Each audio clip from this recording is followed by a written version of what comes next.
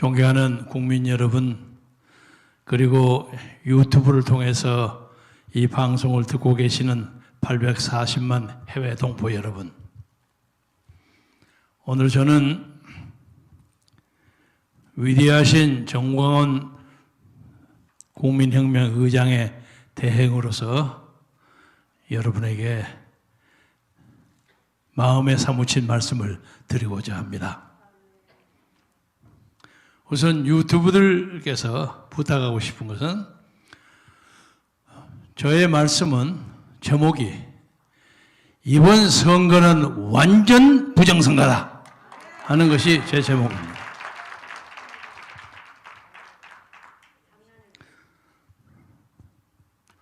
오늘이 4.19 혁명 60주년이 가까이 오는 날입니다. 60년 전 바로 오늘, 지금 이 시각쯤 고려대학교 학생들이 안암동 노타를 나와가지고 동대문 근처를 왔다가 깡패 이마수 등등의 조직폭력배에게 얻어맞아가지고 병원으로 끌려가는 소위 고대생 피습 사건이 벌어지는 시각입니다. 지금부터 밤을 한번 새고 나면 4월 19일, 내일은 전국의 대학생들이 60년에 일어나서 이승만 정권에서 나쁜 짓을 한 이기붕이를 쫓아내라 하는 데모가 용원의 들길처럼 번졌을 때입니다. 그때 저는 대학 1학년이었습니다. 벌써 60년이 됐습니다. 당시에 3.15 부정선거, 그러니까 이번에 4.15 부정선거하고 딱 한 달 차인데, 3.15 부정선거는 이승만 후보는 전혀 문제가 없었습니다. 단독 후보였으니까. 조병옥 후보가 세상을 떠났기 때문에 묻들 만한 당선이에요. 문제는 그 부통령한 이기붕이가 인기가 별로 없었는데 장면을 이기기 위해서 무리를 해가지고 4.19가 벌어진 겁니다. 저는 그 후에 이 나라의 모든 집권 세력들이 다소의 차이는 있을지언정 부정선거가 꽤 있었으리라고 생각합니다. 그러나 이것이 대세를 흔들 만큼 지나친 정도는 없었습니다. 표를 매표하거나 비밀로 돈을 주거나 무슨 비밀 조직을 하거나 허위사실을 유포하거나 그런 등등의 사건 때문에 많은 설왕설래가 있었지만은 그 60년 동안에 이 나라 체제를 근본적으로 뒤집힐 만한 그런 선거는 없었다고 생각합니다. 그런데 이번 선거를 보니까 저는 그동안 60년 동안 수많은 선거를 봤습니다. 물론 그 60년 동안에 16년은 여기서 살지 않았습니다. 쫓겨가서 외국에서 살다가 돌아왔습니다. 제가 외국의 망명자 중에 가장 마지막으로 돌아온 망명자입니다. 그런데 이분을 보니까 우선 우리 기독자의 통일당에 대한 얘기부터 시작하겠습니다. 이게 도대체 말이 안 돼요. 말이 안 되는 게, 물론 제가 이 근처에서 일을 한다고 해서 그러는지는 모르겠으나 수많은 사람이 한 몇천 명에 가까운 사람들이 전화를 해가지고 난 기독교도 아닌데 19번 찍는다 하는 걸 수도 없이 많이 제가 들었어요. 밤에 잠을 못 잘 정도로 들었어요. 제가 무슨 전화든지 무조건 받습니다. 자다가도. 그래서 아무리 안 나와도 300~400만 표는 나오리라고 생각했습니다. 그런데 아니 어떡구름 해서 4년 전에 받았던 표가 77만 8,200표가 됐는데, 아니 그것에 확 줄어들 55만 표가 나왔단 말이야. 그러면 77만에서 55만을 빼면 22만이 빠졌는데, 그러면 22만 사람들이 다 세상을 떠났다는 겁니까? 말이 안 되죠. 그리고 그동안에, 특히 지난 몇 년 동안에 정광훈 목사께서 얼마나 노력을 했습니까? 광화문에 오신 분들이 연 잡아서 아무리 깎아도 수천만이에요. 그리고 10월 6일, 10월 9일, 10월 25일, 6일 정몽원 목사는 조선이 이 땅에 발붙이고 산 이래 가장 많은 인파를 광화문에 동원했습니다. 아마 전무한 사건일 뿐만 아니라 아마 후무한 사건도 될 겁니다. 그러면 그 많은 사람들이 하나님의 성령의 은혜도 입었을 것이고 전 목사님의 말씀의 은혜도 입었을 텐데, 그런데 그 77만 됐던 사람이 55만으로 줄었단 말입니까? 이건 말이 안 돼요. 그래서 도대체 저는 한국 기독교에 대해서 굉장히 실망을 했어요. 나도 베네 신앙입니다만 예수 안 먹겠다. 이놈은 기독교 믿을 수가 없다. 세상에 이럴 수가 있냐. 지난번에 무슨 이아무개 의원, 현역 의원 여기 데려올 뻔 하다가 잘못된 것으로 오물오물 해가지고 기독교 강경파들이 반대했단 말이야. 이 사람은 옛날 불교 집회 갔기 때문에 곤란하다. 자기는 순결주의를 주장하는 거야. 순혈주의자를 주장하는 거야. 영어로 말해서 펀더멘탈리스트예요. 그래서 저는 그걸 지지하지는 않지만은 그 양반들의 마음을 이해해요. 그러니까 이해했다. 그러면 요시 지금부터 당신들이 이거 책임져야 한다. 당신들이 이 표를 확실히 찍어줘야 한다. 많은 사람들이 약속했어요.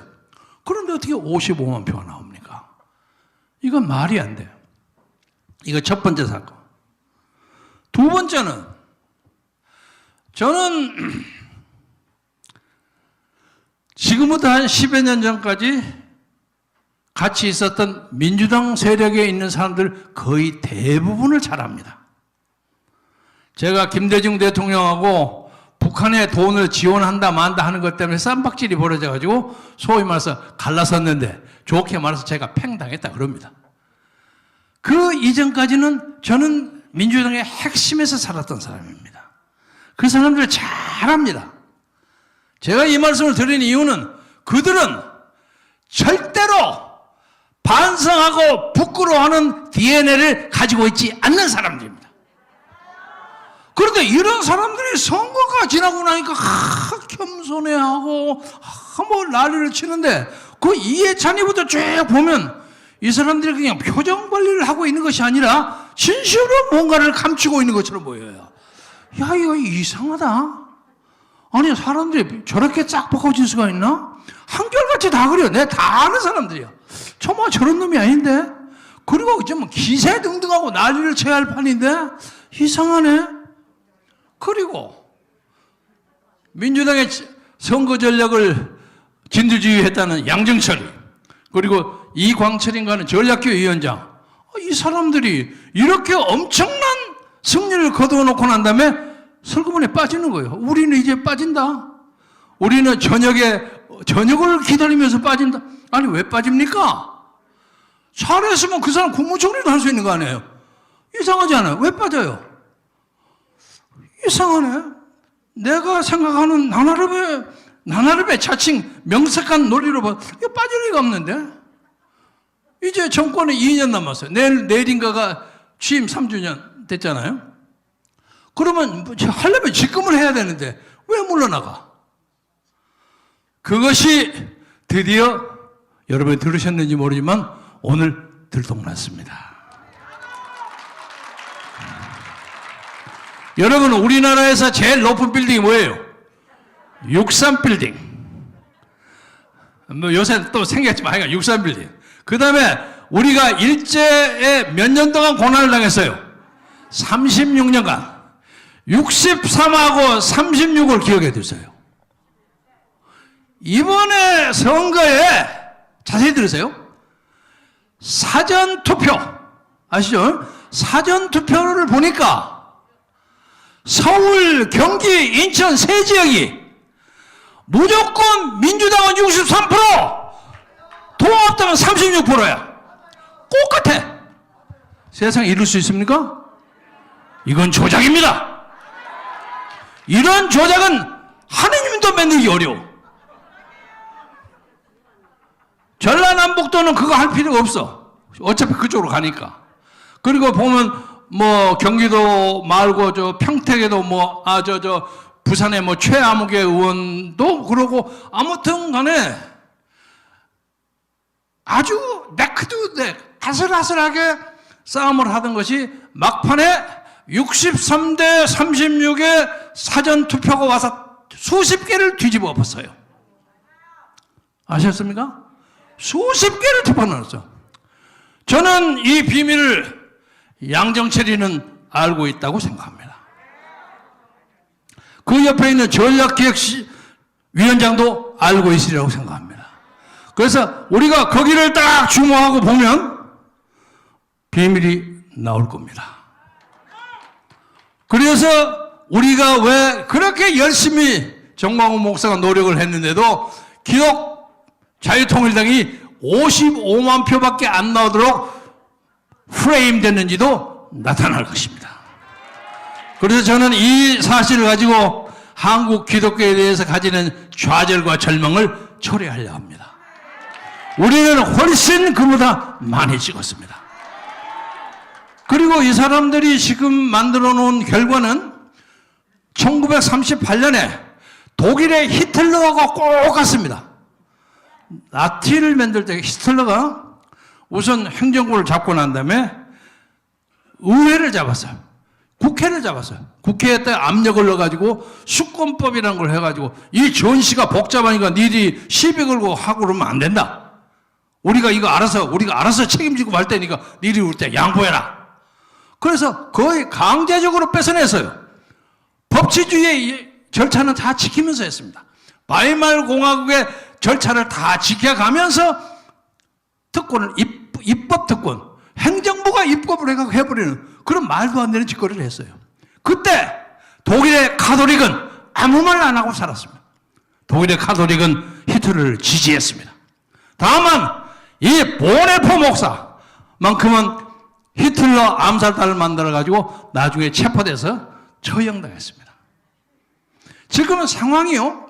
그때 1938년에 나치의 히틀러하고 똑같습니다. 똑같습니다.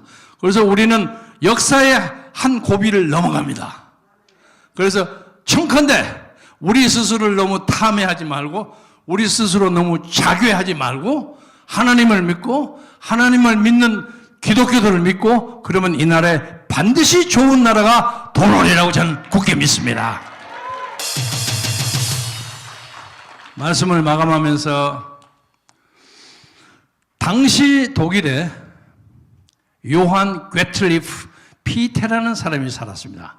1736년인가 태어나가지고 아주 고생한 가난한 집안의 아들로 태어나서 머리가 좋았던 모양이에요. 임마누엘 칸트를 자꾸 따라가려 했는데 칸트가 그 사람을 잘 인정을 안 해. 학벌이 약하고 신분이 약하다고.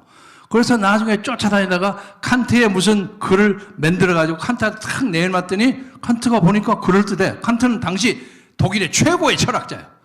그래갖고 그 책을 딱 출판을 칸트가 해줬어요. 그래서 사람들이 이게 전부 칸트가 쓴 걸로 알았는데 알고 보니까 휘테가 쓴 거예요. 그래서 일약 독일의 유명한 철학자가 된 사람인데 이 사람이 독일 사람이 불란서한테 찡겨가지고 아주 열등감을 가지고 산 것을 그것을 이기기 위해서 독일 사람에게 용기를 북돋는 글을 썼어요. 그래서 독일 베를린의 학술원인가에 가서 14번의 아주 유명한 연사를 했습니다. 그것이 피테의 소위 독일 국민에게 고한다 하는 유명한 연설입니다. 저는 그 연설을 읽어보면서 이제 60회를 넘어간 정광훈 목사의 옥중서신화가 비견됩니다. 그런데 그 양반이 거기서 거짓에 대해서 대항하라는 겁니다. 이 사회가 거짓으로 전부 쌓여 있어요.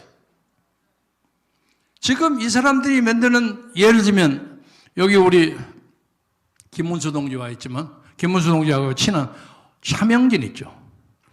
차명진 사건을 발생을 했을 때 제가 아는 정보는 더불어민주당의 선거본부가 뒤집어졌어요. 큰일 났다고. 이거 난리 났다고 벌어졌어요. 이것이 선거를 뒤집을 수 있다고 생각한 거예요. 그런데 이것을 가지고 우리가 잘라버렸어요. 천하의 바보예요. 저는 이 문제에 대해서 개인적으로 김종인을 잘 알고 있지만은 사꾸라라고 생각해요. 저는 그렇게 생각해요. 아니 세월호 문제에 대해서 그만큼 얘기를 못할 게 뭐가 있습니까? 그 전에 김대호라는 사람이 그 유명한 경제학도인데 그 사람이 무슨 얘기한 것을 가지고 또 그걸 잘라버렸어요. 김대호라는 사람이 얘기한 거 여러분 내용을 아십니까? 장애인을 돕는 일에 나이가 든 사람들도 노인들도 장애인 취급을 해서 같이 모셔야 한다 하는 요지의 발언이에요. 그렇지 않습니까? 나이가 들면 걷는 것이 불편하고 어디 가서 넘어지면 큰일 나잖아요. 그래서 장애인하고 비슷해요. 그런데 노인을 장애인에게 비유했다고 해서 그걸 난리를 치는 거예요. 그리고 세상에 말이죠. 애를 써가지고 공천받아가지고 후보까지 돼 있는데 아무 말도 없이 변명의 여자들 목을 탱강 잘라버리는 그런 놈의 독재가 세상에 어디 있습니까? 안 그래요? 완전히 정치 생명을 가게 해버린 거예요.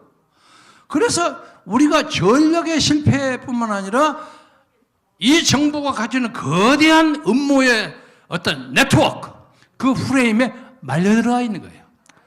그 차명기는 안 자르면 니들 다 죽는다 난리 법석을 치는 거예요. 웃기지 말아요. 당당하게 참여를 가지고 옹호해야 하는 거예요. 그래서 말씀을 요약하자면 이제 문재인 정부에 대한 저항운동은 제2단계로 본격화됐습니다. 그리고 아까 그 63하고 36 여러분 잘 외우셨죠? 그 외로 그런 부정선거에 관한 그 끄트머리가 많이 나옵니다. 잘 아시죠? 분당에서 무슨 사전투표가 딱지를 붙였는데 그거 한 3, 4일 동안 창고에 넣어놔다 끄집어내는데 보니까 딱지가 바꿔졌어요. 뭐 추아무개인데 이름이 글씨가 다른 게 붙어있고 그런 게 많이 나와요.